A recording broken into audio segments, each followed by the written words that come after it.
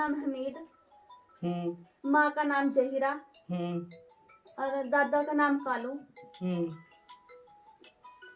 कौन सी जगह से आए हो? बेहट।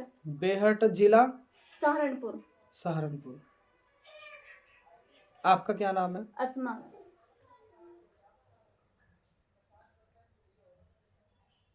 आपको ये दिक्कत बचपन से हुई है? जी। समथिंग कोई 10-11 साल की उम्र से, है ना? 10-11 साल की उम्र से। आप पढ़ने जाते थे क्या? जी। जब स्कूल में थे जब से हुई है ये? हाँ जी, ये जब आप से। वहाँ स्कूल में पढ़ने के लिए जाते थे और स्कूल के अंदर ही दिक्कत परेशानी हो जाती थी, आप ध्यान आपका पढ़ाई में नहीं लग पाया ना। आपने वो पढ़ाई भी छोड़ दी जी। इसी चक्कर की वजह से? दिक्कत परेशानी आपको रहती थी, आप बेहोश हो जाते हो। जब आपकी दिक्कत होनी शुरू हुई थी, आपका पता नहीं लगता, बुखार सर्दी जुकाम बेमतलब की बीमारियां कपकपी चढ़ती है, और कपकपी जब से ही चढ़ रही है आपको, और ये कपकपियां बंद नहीं हो रही, जैसे पूरा शरीर अनबैलेंस होके थरथराने लगता है, और कभी कभी तो इतनी जोर से थरथराने लगता है आपको होश ही नहीं होती।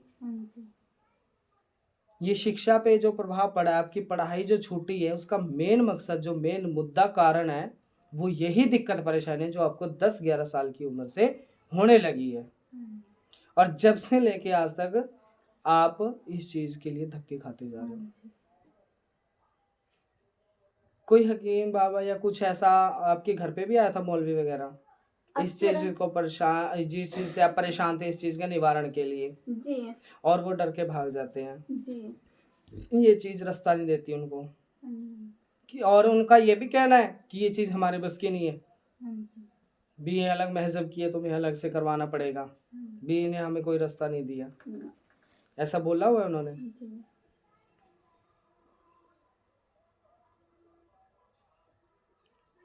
ये आपसी परिवार का झगड़ा हुआ था किसी जमीन को लेके, या मेरे परिवार से झगड़ा हुआ था? मेरे चाचा थे, लेकिन मैं तो गुजर गए, 2-3 साल हो गए। लेकिन अब ये नहीं पता चलता, सैनिक हमारे बराबर वाले तेरे वे जो मेरे चाचा रहते, वे गांव में रहा सापुर पड़े भेट के पास गांव। बेटा मेरी बात सुनो, ये जो भी चीज चल रही है ना, ये आपके वहीं आसपास की ही आ रही है। ये वहीं से चली हुई है जी, भेट से ही मतलब। सीमा वही दिखा रही है ये। और एक और बात मुझे बताओ, ये जो शक्ति है जो ये चली हुई है, इसने आपके घर में काफी नुकसान कर दिए हैं। हाँ जी। तब एक तो शरीर से कोई भी ठीक नहीं रह रहा, आपके घर में हर एक बंदा दर्द से परेशान है, एक नींद नहीं आती, किसी को बेचैनी रहती है, घबराहट रहती है, एक जो पैरों का दर्द है वो सिर को चढ़ता है, और सिर का दर्द है जो कमर में बढ़ता है, इस चीज से नहीं आ रहा। एक ये कालजा टूटा रहता है बस सबका, ये कालजे पे ही इतना भारीपन बोझ रहता है जिससे इसको आराम नहीं है। दूसरी एक और बात,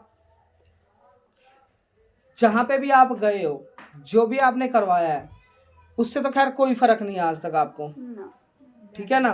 पर एक आपसे बहुत बड़ी गलती हो गई है, आपने कोई काली का दिया जगाया है जी, मैंने जगाया, और आपने वो दिया जगा के बहुत बड़ी गलती करी है, ठीक है ना?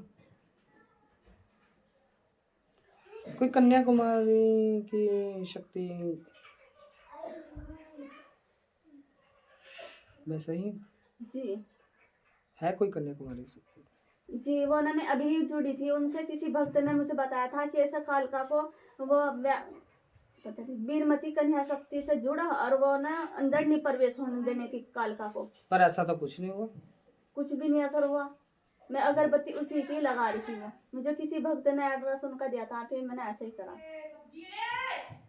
इस चीजों से निवारण नहीं होगा। इस शक्ति को ना तो अकड़ के, ना उठ के, किसी भी तरह से नहीं, इसको सिर्फ इसके चरणों में गिर के क्षमा याचना करके फिर इस शक्ति को हटाना होगा, ठीक है ना?